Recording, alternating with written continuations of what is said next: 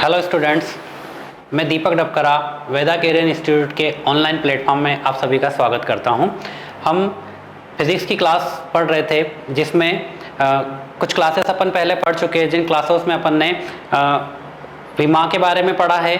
ठीक है, कौन कौन से डायमेंशंस होते हैं, भौतिक राशियाँ क्या होती है, किस तरीके से आप भौतिक राशियों का मापन करते हैं, उनके मात्रक क्या क्या होते हैं, ये सारी चीज़ें अपन ने पिछली क्लासों में पढ़ी हुई है। सो आज की क्लास में अपन डिस्कस कर रहे हैं सरल रेखा में गति या मोशन इन स्ट्रेट लाइन। एक सीधी रेखा में गति की कैसे होती है, क्या क्या उसके अंदर चीज़ें होती है, क्या क्या टर्मिनोलॉजीज होती है, सारी चीज़ों को अपन डिस्कस करेंगे। सबसे पहले इसके अंदर बात करते हैं अवस्था की।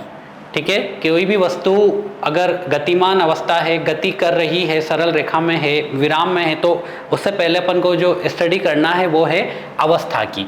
अवस्थाएं जो है दो प्रकार की होती है। पहली अवस्था है विराम की अवस्था, विराम की अवस्था, और दूसरी जो अवस्था होती है वो होती है गतिमान अवस्था या गति की अवस्था। तो विराम की अवस्था के बारे में आपसे कहा गया है कि यदि समय के साथ किसी वस्तु की अवस्था में परिवर्तन नहीं हो रहा है तो वह वस्तु विराम की अवस्था में कहलाती है। ठीक है, यदि समय के साथ किसी वस्तु की अवस्था में चेंज या परिवर्तन नहीं हो रहा है। एक एग्जांपल लेते हैं, यह एक बॉल है जो आपके सामने किसी जगह पर रखी हुई है। ठीक है, तो अभी आप क्या कहेंगे कि यह एक स्थिर अवस्था है या विराम की अवस्था है। ठीक है, आप इसको 1 घंटे बाद देखेंगे तो भी यह वहीं रहेगी, आप इसको 1 दिन बाद देखेंगे तो भी यह वहीं रखी है, और आप इसको 1 साल के बाद देख रहे हैं तो भी यह वहीं रखी है, यानी कि इसकी स्थिति में कोई परिवर्तन नहीं हो रहा है। किसके साथ? समय बदलने के साथ। तो समय के साथ अगर स्थिति में परिवर्तन नहीं होता है तो उस अवस्था को कहा जाता है विराम की अवस्था। ठीक है, सिंपल सी परिभाषा, सिंपल आप क्या बोल सकते हैं कि समय के साथ वस्तु की स्थिति में परिवर्तन अगर नहीं हो रहा है, ठीक है, तो यह जो वस्तु होती है या वह जो भी पिंड होता है वह हमेशा क्या कहलाती है? विराम की अवस्था में कहलाती है, स्टेट ऑफ रेस्ट। ठीक है, विराम की अवस्था या इसे कहा जाता है रेस्ट की अवस्था, स्टेट ऑफ रेस्ट। ठीक है, ठीक है, ये बॉल आपको दिख रही है तो यहाँ पर यही बताया गया है कि यह वस्तु अभी किसी समय पर विराम की अवस्था में है और यह 2 घंटे बाद भी अगर इसी अवस्था पर रहेगी या इसी जगह पर रहेगी तो इस वस्तु की जो अवस्था है, इस अवस्था को कहा जाएगा विराम की अवस्था। यानी कोई भी वस्तु अगर समय के साथ अपनी पोजीशन में, स्थिति में बदलाव नहीं कर रही है, समय बढ़ता जा रहा है, जैसे मैं यहाँ खड़ा हुआ हूँ, अगले 1 मिनट के बाद भी मैं यहीं हूँ, तो मैं कौन सी अवस्था में हो गया? उस पर्टिकुलर टाइम के लिए स्टेट ऑफ रेस्ट, विराम की अवस्था में। ठीक है, तो विराम की अवस्था आपको क्लियर होगा। दूसरी जो अवस्था है कि हाँ, विराम की अवस्था से आगे बढ़ने से पहले अपन इसका एक ग्राफ देख लेते हैं कि विराम की अवस्था का स्थिति और समय के साथ ग्राफ कैसे बनता है। तो देखिए, आपके सामने एक ग्राफ दिया हुआ है, that is position time graph, यानी कि स्थिति और समय का ग्राफ, पोजीशन टाइम ग्राफ या स्थिति और समय का ग्राफ। जब भी कोई भी ग्राफ ड्रॉ किया जाता है, ग्राफ बनाया जाता है, तो हमेशा ध्यान रखिएगा ग्राफ में 2 एक्सिस होती है, एक वाई एक्सिस और जो हॉरिजॉन्टल होती है, क्षैतिज तल पर होती है, वो एक्स एक्सिस होती है। ऊर्ध्वाधर पर वाई एक्सिस होती है, क्षैतिज तल पर एक्स एक्सिस होती है। और जब ग्राफ का नाम लिखा जाता है तो जिस वस्तु जिसका नाम पहले लिखा जाता है वो हमेशा वाई एक्सिस पर आती है, और जिसका नाम बाद में लिखा जाता है वह हमेशा एक्स एक्सिस पर आती है। तो ये ग्राफ के बारे में कुछ बेसिक सी जानकारी है जो आपको होना बहुत ज़रूरी है। जैसे आपसे कहा जाए कि velocity time graph, velocity time graph, यानी कि यहाँ पर क्या होगा, ये वेलोसिटी जो है यह वाई एक्सिस पर आएगा और टाइम जो है ये एक्स एक्सिस पर आएगा। तो किसी भी ग्राफ को बनाने के लिए पहली जो टर्म होती है वो हमेशा वाई एक्सिस पर होती है और दूसरी जो टर्म होती है वो हमेशा एक्स एक्सिस पर होती है। अगर आपसे कह दिया जाए कि टाइम वेलोसिटी ग्राफ या टाइम पोजीशन ग्राफ, तो यह ग्राफ यहाँ पर चेंज हो जाएगा। इस प्रकार के ग्राफ में क्या होगा, टाइम आएगा वाई एक्सिस पर, ठीक है, और पोजीशन आएगी एक्स एक्सिस पर। तो यह भी आपको हमेशा ध्यान रखना है कि जब भी कोई ग्राफ बनाया जाता है तो ग्राफ बनाने में पहले जो टर्म लिखी हुई होती है वो हमेशा y एक्सिस पर आती है और बाद में जो टर्म लिखी हुई होती है वो हमेशा सेकंड या x एक्सिस पर आएगी। ठीक है, तो आपसे कहा है पोजीशन टाइम ग्राफ, अभी बात कर रहे हैं पोजीशन टाइम ग्राफ की। तो पोजीशन टाइम ग्राफ में y एक्सिस पर क्या हो जाएगा, पोजीशन होगा यानी कि स्थिति होगी, और x एक्सिस पर आप देखेंगे तो x एक्सिस पर क्या होगा, समय होगा। ठीक है, ऊर्ध्वाधर एक्सिस पर हमेशा आपकी स्थिति रहेगी, क्योंकि यहाँ पर आप कौन सा ग्राफ देख रहे हैं, पोजीशन टाइम ग्राफ, यानी कि पहली टर्म क्या है, पोजीशन है, तो यह हमेशा y एक्सिस पर रहेगी। दूसरी टर्म क्या है, टाइम है, तो यह हमेशा हॉरिजॉन्टल एक्सिस पर रहेगी यानी कि x एक्सिस पर रहेगी। तो इस एक्सिस पर y हो गया यानी कि पोजीशन हो गई, स्थिति हो गई, और इस एक्सिस पर टाइम हो गया। ठीक है, अब आप देख रहे हैं कोई वस्तु इनिशियली यहाँ पर थी, एक वस्तु की जो इनिशियल पोजीशन थी वो ये थी। ठीक है, इस पोजीशन पर वो वस्तु थी। समय की बात करते हैं तो इस समय कुछ समय हो रहा था जब उसने चलना स्टार्ट किया था। ठीक है, जब आपने देखा कि लेट सपोज वो जब स्टार्ट किया था वो समय 12 बजे का था, तो थोड़ी देर बीती यानी कि 12 से जब 1 बजी, तो आप देख रहे हैं कि वो वस्तु अभी भी उसी पोजीशन पर है। ठीक है, यानी कि इसकी पोजीशन में कोई परिवर्तन नहीं हुआ। जब 1 से 2 बजे आपने देखा तब भी इस वस्तु की पोजीशन वही थी। ठीक है, वह उसी रेखा पर था, कहीं नहीं गया जहां वह पहले था। ठीक है, सिमिलरली आपने 3 बजे देखा तब भी वह उसी पोजीशन पे था, और जब आपने 4 बजे के समय पर देखा तब भी वह उसी पोजीशन पे था। यानी कि समय के साथ यह न तो ऊपर नीचे कहीं भी नहीं जा रहा है, यानी कि उसकी पोजीशन में कोई भी बदलाव नहीं हो रहा है। और समय के साथ अगर पोजीशन में बदलाव नहीं होता है तो यह क्या कहलाता है, स्टेट ऑफ रेस्ट। यह कौन सी अवस्था को दर्शा रहा है, यह विराम की अवस्था को दर्शाता है। ठीक है, तो यह जो ग्राफ हो गया, यह ग्राफ किसका हो गया, विराम की अवस्था का। यहाँ पर आकृति में आप देख रहे हैं कि जैसे जैसे समय बदल रहा है वस्तु की स्थिति में कोई बदलाव नहीं हो रहा है, समय बदलता जा रहा है। 12 से 1 बज गई, 1 से 2 बजी, 2 से 3, 3 से 4।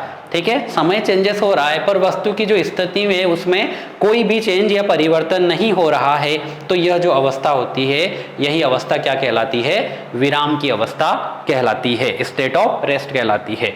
ठीक है, होप सो आप सभी को सारी चीजें क्लियर हो रही होगी। तो आपको विराम की अवस्था क्या होती है बहुत अच्छे से क्लियर हो गया होगा। ठीक है, आगे देखते हैं गतिमान अवस्था। ठीक है, अपन ने अवस्था की बात कर रहे थे, पहली अवस्था अपन ने देखी स्टेट ऑफ रेस्ट। दूसरी बात करते हैं गतिमान अवस्था या स्टेट ऑफ मोशन, गति की अवस्था, गतिमान अवस्था या गति की अवस्था। ठीक है, तो देखिए क्या होता है कि मैं यहाँ पर अभी खड़ा हुआ हूँ, अगले 1 सेकंड के बाद मैं यहाँ आ गया, यानी कि क्या हुआ, मेरी स्थिति में बदलाव हुआ। अगले सेकंड के बाद फिर मैं कहीं और चला गया, मेरी पोजीशन क्या हो रही है, कंटिन्यूसली मेरी स्थिति क्या हो रही है, समय के साथ बदल रही है। ठीक है, तो यदि किसी वस्तु की स्थिति समय के साथ बदल रही हो, ठीक है, समय के साथ बदल रही हो तो वह गतिमान अवस्था में कहलाती है। ठीक है, अगर वस्तु की स्थिति जैसे समय चेंज हो रहा है, वस्तु की स्थिति बदल रही है, पहले मैं यहाँ खड़ा था, अगले थोड़ी देर बाद में यहाँ आ गया, यानी कि क्या हुआ, स्थिति बदल गई। वस्तु की स्थिति अगर बदल रही है क्योंकि समय चेंज हुआ, समय आगे बढ़ा, 1 मिनट हुआ, 1 सेकेंड हुआ, जो भी समय हुआ हो, समय के साथ स्थिति में परिवर्तन हो रहा है, तो यह कौन सी अवस्था कहलाती है, गतिमान अवस्था, या उस वस्तु की अवस्था को क्या कहते हैं, गतिशील अवस्था। ठीक है, वह वस्तु कहाँ होती है, गतिशील अवस्था में होती है। जैसे आप देख रहे हैं एक लड़के की, दौड़ते हुए लड़के की आपको 4 अलग अलग पोजीशन यहाँ पर दी गई है। ठीक है, डायग्राम में आपको एक दौड़ता हुआ लड़का दिख रहा है। ठीक है, तो यह लड़का पहले यहाँ दौड़ रहा था, इसकी पोजीशन चेंज हुई, थोड़ा सा आगे गया, फिर कुछ इस पोजीशन में दौड़ रहा है, फिर कुछ इस पोजीशन में आया। ठीक है, तो यह इसकी 4 अलग अलग पोजीशन आपको दर्शा रखी है।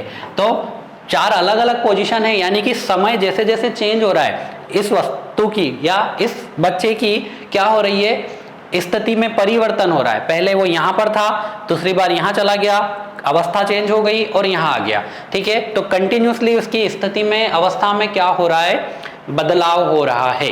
ठीक है, तो अगर समय के साथ, क्योंकि आप देख रहे हैं जब वो आगे चल रहा होगा तो समय तो निकल रहा होगा, यानी कि समय के साथ उसकी अवस्था में परिवर्तन हो रहा है। और यही गतिमान अवस्था की परिभाषा है कि समय के साथ अगर आपकी अवस्था में परिवर्तन हो रहा है तो आप गति में हैं। ठीक है, आप यहाँ खड़े हैं, अगले 1 सेकंड के बाद आप यहाँ आ गए, यानी कि आपकी अवस्था में क्या हुआ, परिवर्तन हुआ। तो आप कौन सी स्थिति में हैं, आप गतिशील अवस्था में हैं। यहाँ आपको यही बताया गया है कि जो एक दौड़ता हुआ लड़का होता है वो समय के साथ अपनी स्थिति बदल लेता है, तो वो लड़का क्या कहलाएगा, गति में कहलाएगा, और उसकी अवस्था क्या कहलाएगी, गति की अवस्था होगी। ठीक है, लड़का कहाँ है, तो अभी आप ये नहीं कहेंगे कि लड़का रेस्ट में है, लड़का कहाँ है, गति में है, वह चल रहा है या दौड़ रहा है, तो उसकी अवस्था क्या हो गई, गति की अवस्था हो गई। क्लियर है सभी को? आगे देखते हैं अब गतिज अवस्था का स्थिति समय ग्राफ। ठीक है, अभी अपन ने विराम अवस्था के लिए पोजीशन टाइम ग्राफ की बात करी थी। ठीक है, स्थिति और समय ग्राफ। तो अब सेकंड अपन बात कर रहे हैं स्थिति समय ग्राफ या पोजीशन टाइम ग्राफ फॉर किसके लिए, स्टेट ऑफ मोशन, मोशन के लिए बात करते हैं। अब देखिए, आप देख रहे हैं कि यहाँ से y एक्सिस पर आप पोजीशन को लिया है, x एक्सिस पर आपने टाइम को लिया है, समय को लिया है। ठीक है, पोजीशन समय ग्राफ आपका ये बना हुआ है कुछ। तो आप देख रहे हैं कि फर्स्ट पोजीशन कुछ यहाँ है, सेकंड पोजीशन यहाँ है और थर्ड पोजीशन यहाँ है। ठीक है, फर्स्ट, सेकंड और ये थर्ड, 3 पोजीशन आपको दी हुई है अलग अलग, और समय आपको दिखा है, ये पहला, ये दूसरा समय और ये तीसरा समय, यानी कि मान लो ये 1-1 घंटे का समय है। तो पहली पोजीशन जो है वस्तु की वो यहाँ पर है। ठीक है, दूसरी पोजीशन यहाँ है और तीसरी पोजीशन यहाँ है, अगर समय के रेस्पेक्ट में आप देखते हैं तो। ठीक है, तो यहाँ पर आप देखेंगे कि पहले आवर की बात करते हैं तो देखिए इस प्रकार से कुछ ग्राफ बनता है। किसी भी ग्राफ पे किसी भी पॉइंट को दर्शाने के लिए हमेशा दोनों एक्सिस से एक एक स्ट्रेट लाइन खींची जाती है, वो जहां मिलती है वही उसकी पोजीशन होती है। तो यह इस वस्तु की पहली पोजीशन थी। ठीक है, जब 1 और घंटा निकला, सेकंड आवर जब हुआ, तो दूसरे घंटे में उसकी पोजीशन कहाँ आ गई, ऐसा कुछ चेंज होके वो यहाँ पर आ गया। ठीक है, जब तीसरी कंडीशन आपने देखी, 1 घंटा और निकल गया, तो यह वस्तु अब यहाँ पहुँच गई। ठीक है, तीसरी अवस्था में आ गया। तो आप देख रहे हैं यह पहली पोजीशन थी, फर्स्ट पोजीशन, ये उसकी सेकेंड पोजीशन थी और ये उसकी थर्ड पोजीशन थी। समय क्या हो रहा है, इक्वल समय है। ठीक है, तो समय के साथ अवस्था में परिवर्तन हो रहा है।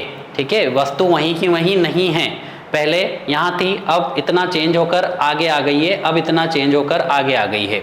ठीक है, तो अगर वस्तु की स्थिति समय के साथ बदल रही हो तो यह क्या होता है, गतिज अवस्था को दर्शाता है। यानी कि यह ग्राफ क्या शो कर रहा है, यह गति की अवस्था को दर्शा रहा है, यानी कि एक व्यक्ति या एक वस्तु कहाँ है, गतिशील अवस्था में है। और आप देख रहे हैं कि ये जो दूरी है ये इक्वल है, यानी कि यह एक समान गति से चल रहा है, कभी कम कभी ज़्यादा ऐसा नहीं चल रहा है। जैसे एक और ग्राफ से समझते हैं, अगर आपका ग्राफ कुछ ऐसा बनता, ठीक है, कि पहले पोजीशन यहाँ है, फिर ऐसे ऐसे ऐसा कुछ ग्राफ बनता। ठीक है, तो यहाँ क्या आप देख रहे हैं कि पहले कंटिन्यूशन चल रहा था, फिर कम हुआ, फिर बढ़ रहा है, फिर कम हुआ, फिर बढ़ रहा है। तो यहाँ पे क्या हो रहा है, उसकी स्थिति में या उसकी चाल में क्या हो रहा है, परिवर्तन हो रहा है। कभी उसकी चाल बढ़ गई, कभी उसकी चाल कम हो गई, कभी उसकी चाल बढ़ गई, कभी उसकी चाल कम हो गई। तो कुछ इस प्रकार से ग्राफ भी आपको देखने को मिल सकता है। कौन सा graph, position time graph. But यहाँ क्या हो रहा है, उसकी चाल जो है वो कंटिन्यूसली बढ़ रही है, मतलब वो एक समान चाल से चल रहा है। क्योंकि आप देखिए हर 1 घंटे में जो डिफरेंस है वो क्या आ रहा है, इक्वल आ रहा है। यानी कि अगर आप नेक्स्ट आवर बनाएंगे तो वो यहाँ कहीं आएगा इस प्रकार से।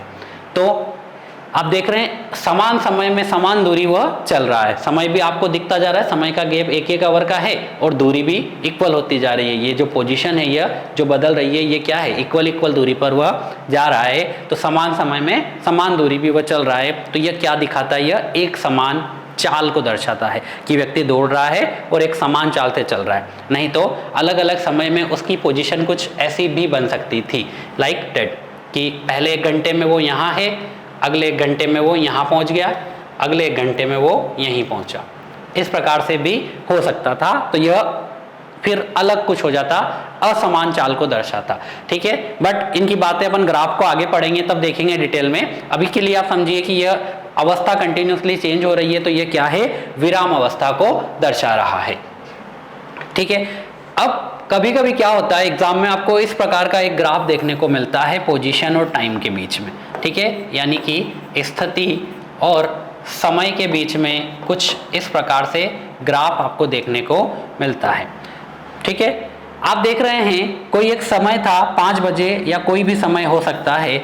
इस समय पर, ठीक है, इस समय पर एक वस्तु यहाँ थी और वही वस्तु यहाँ भी थी। ठीक है, एक समय था 5 बजे, देखिए एक समय पर इस वस्तु की जो स्थिति, दो अलग अलग स्थितियाँ शो कर रखी है।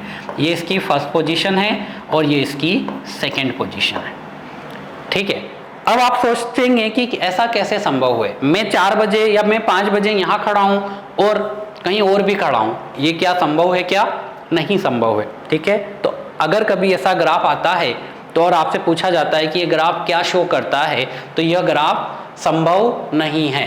ठीक है, ऐसा ग्राफ कभी भी संभव नहीं होता। क्यों नहीं होता, क्योंकि यह एक ही समय पर, देखिए सेम 5 बजे आप यहाँ पर भी है और 5 बजे आप यहाँ पर भी है।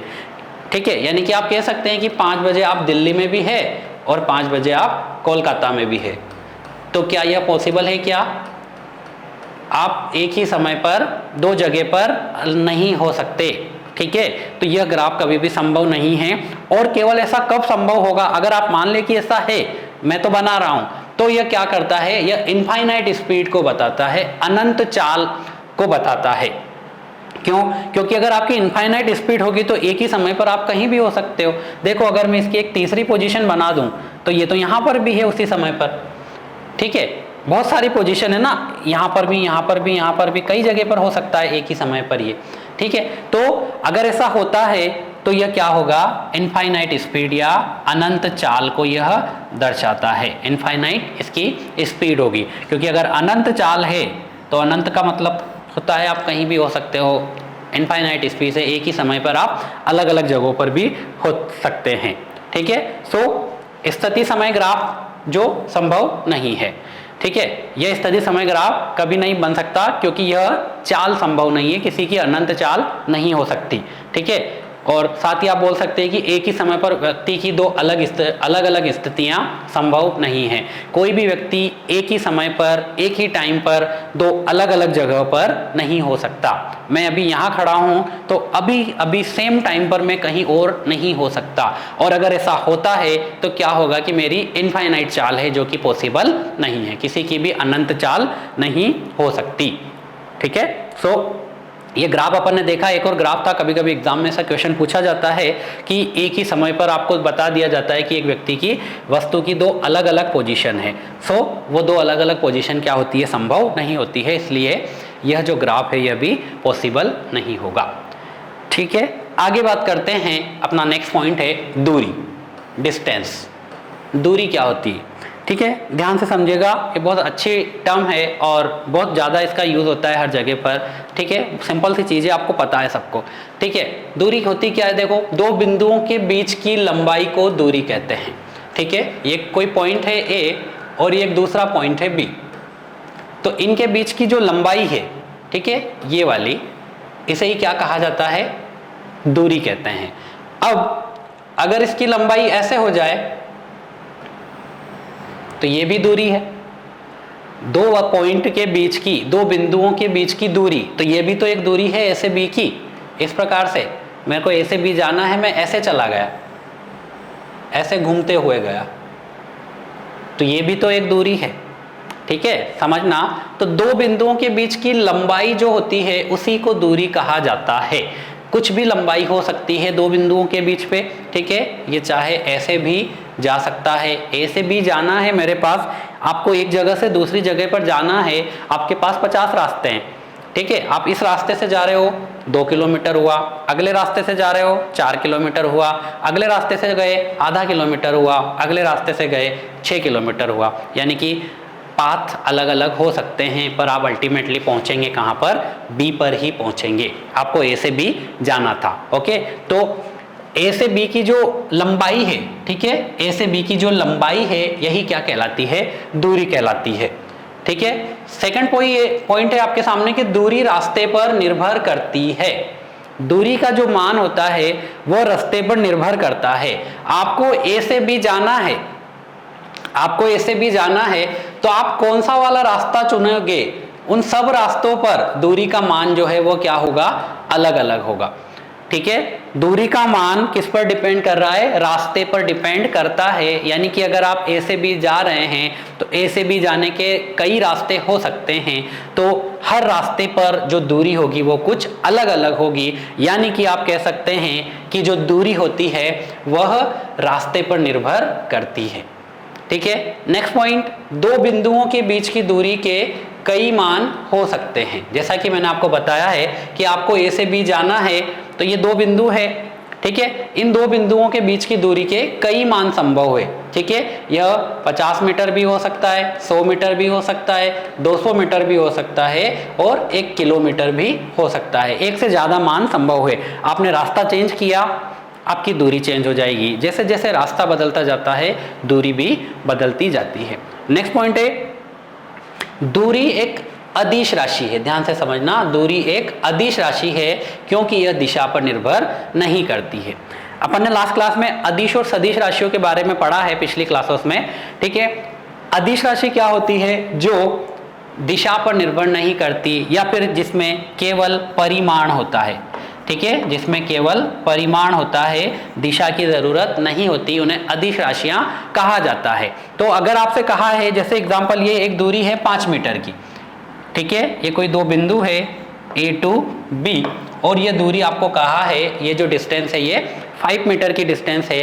तो यहाँ पर 5 मीटर, बस आपको इतना ही बोला है 5 मीटर, एक डिजिट में मान बताया है, 5 किलोमीटर, 1000 मीटर। ठीक है, यहाँ कहीं भी दिशा का उल्लेख नहीं हो रहा है, दिशा के बारे में आपको कुछ नहीं कहा जा रहा है। ठीक है, यानी कि यहाँ पर दिशा का कोई उल्लेख नहीं है, तो दिशा की इसमें ज़रूरत नहीं आ रही है, इस दिशा इसमें इंक्लूड नहीं है। और जहाँ दिशा इंक्लूड नहीं होती है वह क्या होती है, अदिश राशि कहलाती है। सो दूरी क्या होगी, दूरी एक अदिश राशि होगी या एक स्केलर क्वांटिटी होती है। Distance is a scalar quantity. Next point है, दूरी हमेशा धनात्मक होती है। ठीक है, ध्यान से समझना, दूरी जो होती है वो हमेशा पॉजिटिव होती है। देखिए, आप यहाँ से चलना शुरू करेंगे, आप कहीं भी जाओ, कैसे भी जाओ, आप कोई सी भी दिशा में जाओगे, कैसे भी जाओगे, किसी पॉइंट पी से अगर आप चलना शुरू करते हैं तो आप हमेशा कुछ ना कुछ दूरी चलेंगे।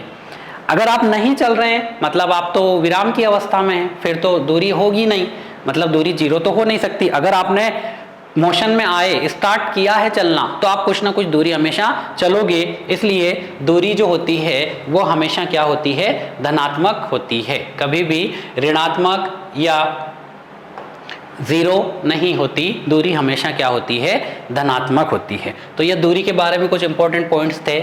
आगे देखते हैं, यही जो चीज़ें आपको अभी बताई है कि अगर आपको ए से बी तक जाना है तो यहाँ पर आपके पास कई सारे रास्ते हो सकते हैं। एक रास्ता है 50 मीटर का, एक रास्ता है 250 मीटर का, एक 150 मीटर का, एक 200 मीटर का और एक 300 मीटर का। तो सारे रास्तों में दूरी क्या है, अलग अलग है। यानी कि दूरी किस पर डिपेंड कर रही है, इस रास्ते पर, इस रास्ते पर, इस पर, इस पर और इस पर। तो दूरी पाथ पर डिपेंड करती है।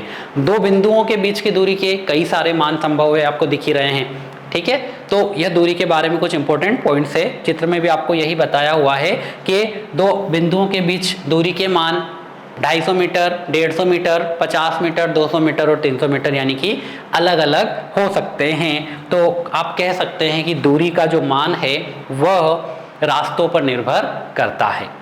ठीक है, अगला पॉइंट, नेक्स्ट पॉइंट है आपका विस्थापन, डिस्प्लेसमेंट।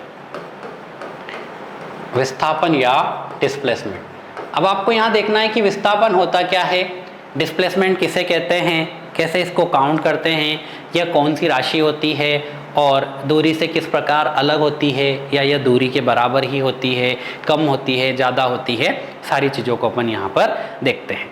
ठीक है, देखिए सबसे पहले बात करते हैं दूरी होती क्या है। तो दो बिंदुओं के बीच की न्यूनतम दूरी को विस्थापन कहते हैं। ठीक है, अभी लास्ट पॉइंट में अपन ने दूरी की बात करी थी, ठीक है। तो इस प्रकार से कुछ मैंने आपको 2 पॉइंट्स बताए थे, ए और बी, और यहाँ पर बहुत सारे रास्ते इस प्रकार से बनाए गए थे, कोई भी हो सकती है। ये सब क्या था, ये सब दूरी थी, ठीक है। बट यहाँ क्या कहा है कि दो बिंदुओं के बीच की न्यूनतम दूरी को, मिनिमम डिस्टेंस बिटवीन 2 पॉइंट। अब आप देखेंगे कि ए से बी की जो न्यूनतम दूरी है वो हमेशा यह वाली होगी, यह जो स्ट्रेट लाइन होगी यह हमेशा एक न्यूनतम दूरी होगी।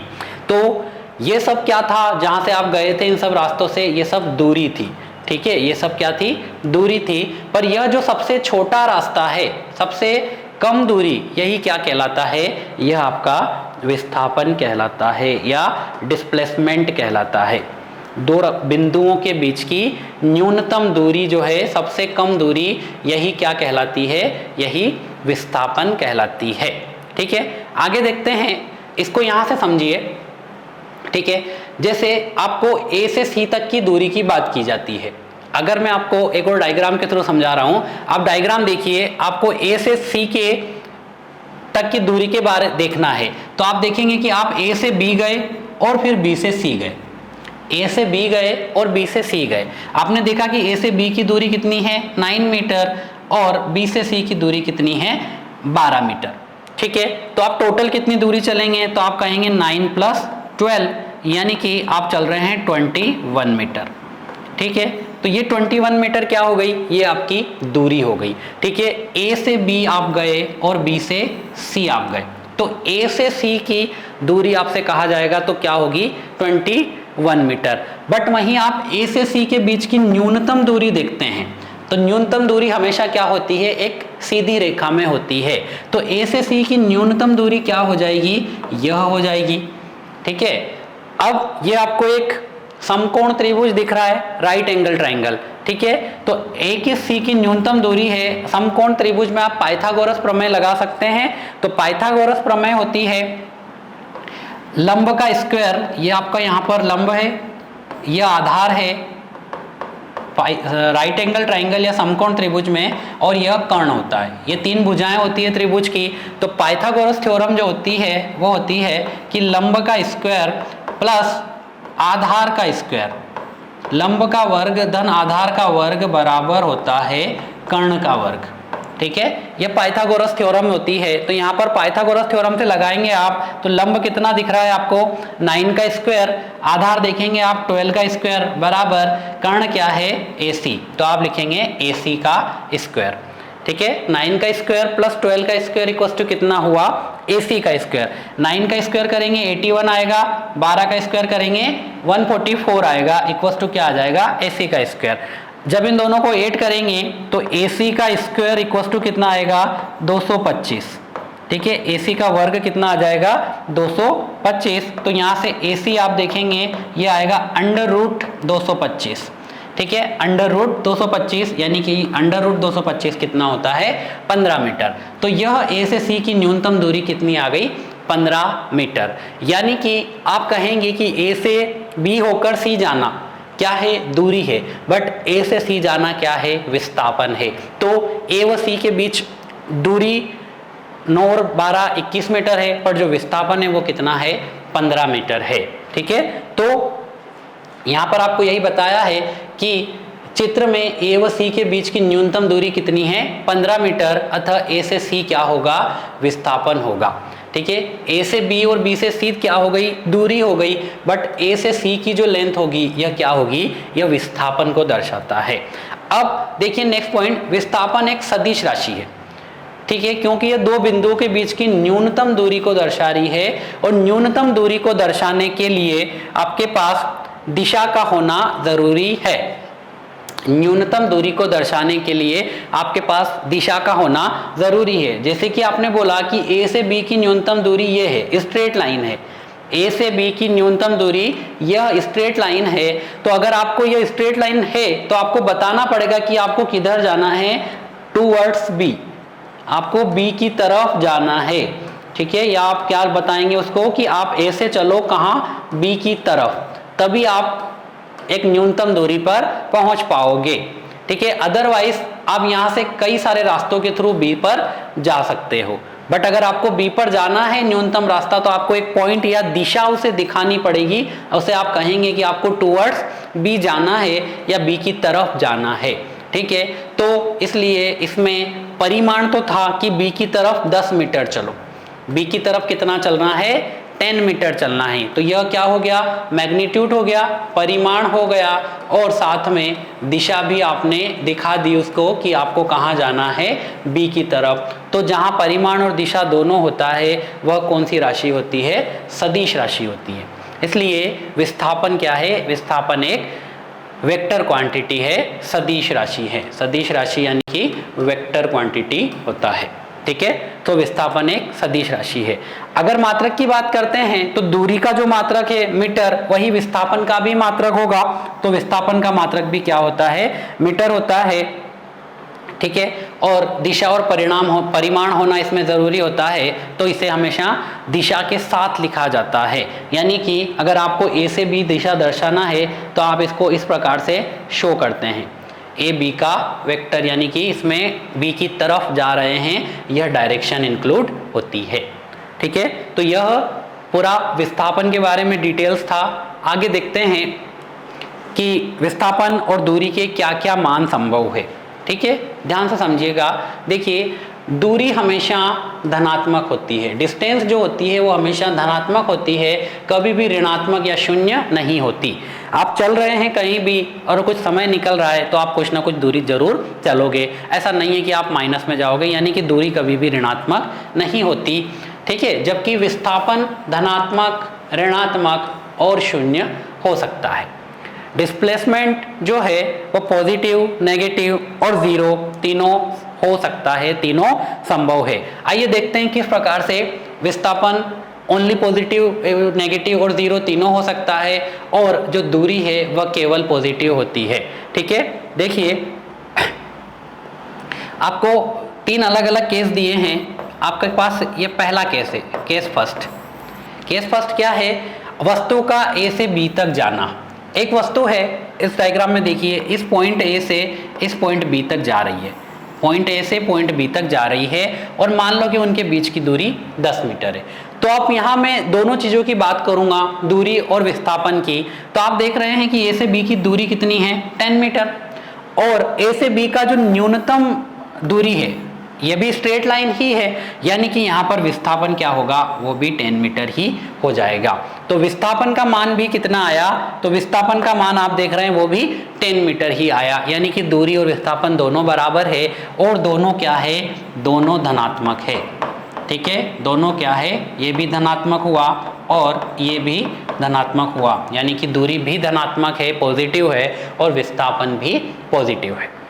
सेकेंड केस देखते हैं, केस 2, कि एक वस्तु का ए से बी तक जाकर वापस ए तक आना। ठीक है, एक वस्तु है, इस प्रकार से ए से गई बी तक और बी से पलटकर वापस कहाँ तक आ गई, ए तक। ठीक है, ए से बी तक गई और बी से लौटकर वापस कहाँ तक आ गई, ए तक। अब आप देखेंगे यह डिस्टेंस 10 मीटर ही थी अगेन। ठीक है, तो क्या हुआ, अगर मैं दूरी की बात करता हूं तो दूरी कितनी है, 10 गया ए से बी, कहाँ गया, ए से बी, और 10 वापस आया बी टू ए, यानी कि दूरी कितनी हो गई टोटल, 20 मीटर। 10 गया और 10 वापस आया, आप 10 सेंटीमीटर या 10 मीटर आगे गए और 10 पीछे आ गए, तो टोटल दूरी कितनी हो गई, 10 और 10 20 हो जाएगी। ठीक है, तो यहाँ पर दूरी की क्या वैल्यू आ गई, 20 मीटर। बट अगर आप विस्थापन की बात करते हैं, ठीक है, अगर आप डिस्प्लेसमेंट की बात करते हैं, तो आप देख रहे हैं जब आप 10 गए, यानी कि आपकी जो जाने की डायरेक्शन थी कहाँ थी, टुवर्ड्स ए टू बी। ठीक है, ठीक है, तो आप 10 मीटर चले गए, बट अब आपकी जो ओरिजिनल डायरेक्शन थी वो तो बी की तरफ थी। यहाँ के बाद आपने क्या किया, अपनी डायरेक्शन चेंज कर ली, चेंज कर ली, यानी कि आप अपोजिट डायरेक्शन में आ गए, तो विस्थापन क्या हो गया, नेगेटिव हो गया। तो अब आपकी जो जाने की डायरेक्शन थी वो सीधी थी, बट आप इधर आ रहे हो, तो आपकी डायरेक्शन के अपोजिट चल रहे हो, तो साइन क्या होगा, चेंज हो जाएगा, यानी कि अब आप चले वो कितना चले, -10, तो 10 - 10 कितना होगा, 0 आ जाएगा। यानी कि यह वस्तु ए से चली थी और वापस ए पर ही आ गई थी। ठीक है, ए से चली है और वापस ए तक ही आ गई थी, तो क्या हुआ, विस्थापन जो है वो कितना हो गया 0, बट यहाँ पर जो दूरी है वो दूरी कितनी हो गई, दूरी जो है वो 20 मीटर हो गई। तो यह क्या शो कर रहा है कि डिस्प्लेसमेंट क्या है, यहाँ पर 0 है, विस्थापन क्या है 0 है, और दूरी यहाँ पर क्या है, दूरी यहाँ पर पॉजिटिव ही है, धनात्मक ही है। ठीक है, एक और केस देखते हैं, केस 3। ठीक है, केस 3 है कि वस्तु का ए से बी तक जाकर बी से वापस ए की ओर आना और आगे निकलकर सी तक जाना। क्या बोलना चाह रहा है, देखिए ये ए पॉइंट था, कोई ए पॉइंट से वस्तु ने चलना शुरू किया कहाँ, बी की तरफ। ठीक है, यह बी पॉइंट है, यह ए पॉइंट है, तो यह ए से बी तक चला, बी से यह टर्न हुआ और ए तक आया, और ए से कुछ आगे कोई पॉइंट था, सी वहां तक चला गया। ठीक है, तो ए से बी की दूरी लेट सपोज 10 मीटर है, तो ये ए पॉइंट यहाँ है, तो ये तो 10 मीटर ही है, और ये दूरी है आपको दी है 5 मीटर। ठीक है, तो देखिए यहाँ पर अपन दूरी और विस्थापन की काउंटिंग करते हैं। सबसे पहले बात करता हूँ मैं दूरी की। तो देखिए आपने 10 मीटर कवर किया, ए से बी गए आप। ठीक है, ए से बी तक आप गए, 10 मीटर हुआ, और आप बी से ए टोटल डिस्टेंस देखेंगे तो ये हो रही है 15 मीटर। ठीक है, बी से ए तक की, बी से सी तक की आप टोटल दूरी देखेंगे तो ये हो रही है 15 मीटर। ठीक है, तो 10 + 15 कितना हो गया, 25 मीटर। ठीक है, तो अगेन ये क्या आ गया आपके पास, धनात्मक मान आ गया। कौन सी वैल्यू आ गई, पॉजिटिव वैल्यू आ गई, यानी कि दूरी यहाँ भी क्या है, पॉजिटिव है। बट अगर आप विस्थापन की बात करेंगे तो आप ए से बी गए, जो आपकी ओरिजिनल डायरेक्शन थी वो तो 10 ही है। ठीक है, ए से बी आपको जाना था, आप इस पोजीशन पर खड़े हैं, आपकी इनिशियल डायरेक्शन ये है, तो आप यहाँ तक गए हैं 10 metre, that is positive. But यहाँ से रिटर्न जा रहे हैं, पर आपकी डायरेक्शन कहाँ थी, उधर की तरफ। ठीक है, तो क्या होगा, 15 का आएगा, नेगेटिव आ जाएगा, -15 आएगा, क्योंकि आप अपनी दिशा के विपरीत जा रहे हैं। ठीक है, तो ये क्या आएगा, -5 मीटर आएगा, यानी कि यह क्या आया, यह नेगेटिव वैल्यू आ गई। ठीक है, कौन सी वैल्यू आई, नेगेटिव वैल्यू, ऋणात्मक मान आया। तो आप कह सकते हैं कि दूरी हमेशा धनात्मक होती है, और विस्थापन धनात्मक, ऋणात्मक और 0 हो सकता है, यानी कि यह पॉजिटिव, नेगेटिव और 0 तीनों हो सकता है, but distance is always positive.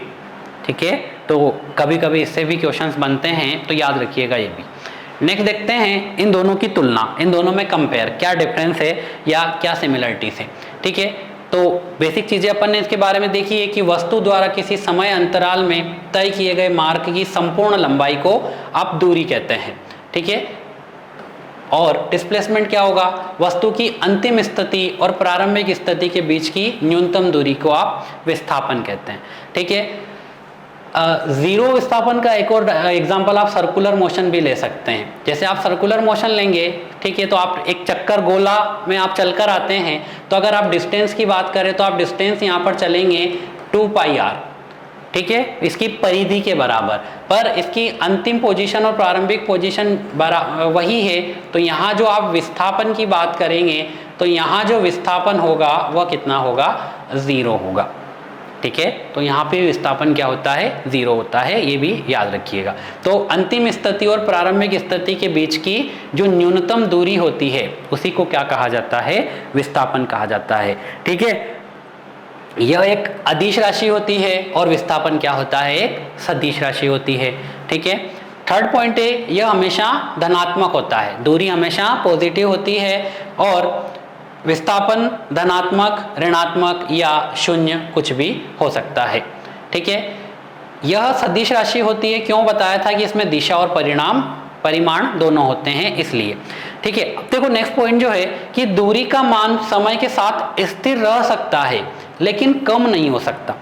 यानी कि मैं यहाँ खड़ा हूँ तो मैं यहाँ खड़ा रह सकता हूँ, समय बदल गया तो भी मैं यहाँ खड़ा हूँ, तो दूरी क्या हो गई, जितना चला था उतना चल लिया, बट कभी भी कम नहीं हो सकता कि समय बढ़ रहा है और मैं कहीं नेगेटिव में जा रहा हूं। तो दूरी का मान समय के साथ स्थिर रह सकता है लेकिन कभी भी कम नहीं हो सकता, बट विस्थापन का मान समय के साथ कम भी हो सकता है। आपने अभी देखा था कि समय तो बढ़ा था पर विस्थापन क्या हुआ, नेगेटिव भी आ गया था, यानी कि समय तो बढ़ रहा था पर समय के साथ विस्थापन का मान क्या हुआ, कम भी आ सकता है। ठीक है, एक और पॉइंट है, देखिए दूरी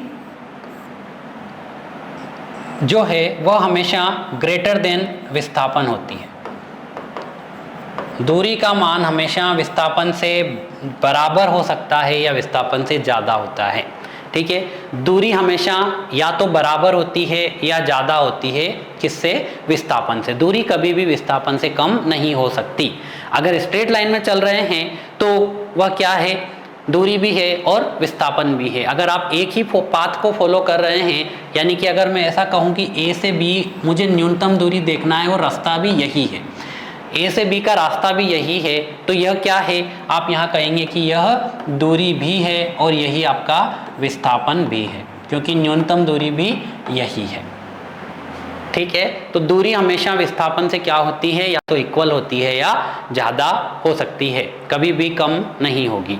और हर विस्थापन एक दूरी हो सकता है। देखिए, विस्थापन एक दूरी होगा पर दूरी जो है वो विस्थापन नहीं होती।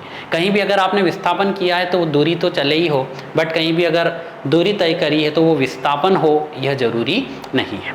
ठीक है, तो यह दूरी और विस्थापन को आज अपन ने डिटेल में डिस्कस किया है। नेक्स्ट क्लास में अपन इससे आगे डिस्कस करेंगे। Thank you.